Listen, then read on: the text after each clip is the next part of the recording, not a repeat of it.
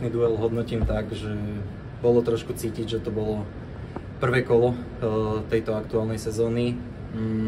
Prišlo z nášho týmu k určitému polaveniu, ako to niekedy v hokeji býva, že mali sme návrh, či už strelecký, aj gólovo, sme im odskočili o dosť gólov.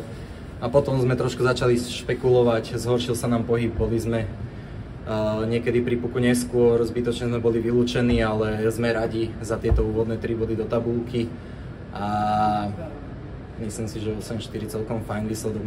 Možno mrzí, že sme dostali až 4 góly, ale Košice hrali fajn.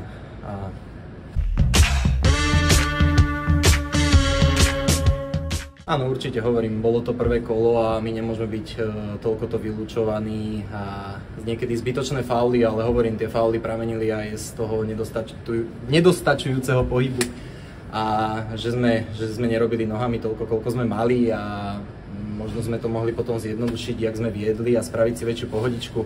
Žiaľ, nestalo sa, dopadlo to tak, že sme inkasovali nejaké góly, ale vyhralo sa, to je dôležité, 3 body máme a tešíme sa na ďalšie zápasy.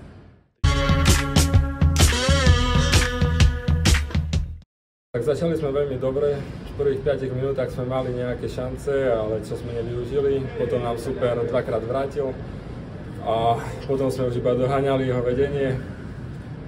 No a potom sa to ťažko doháňalo, ale snažili sme sa do poslednej sekundy. Na chvíľu sme boli iba na 3 góly, chýbalo nám 3 góly, no nepodarilo sa nám skorovať v kľúčových situáciách a preto sme prehrali, ako sme prehrali.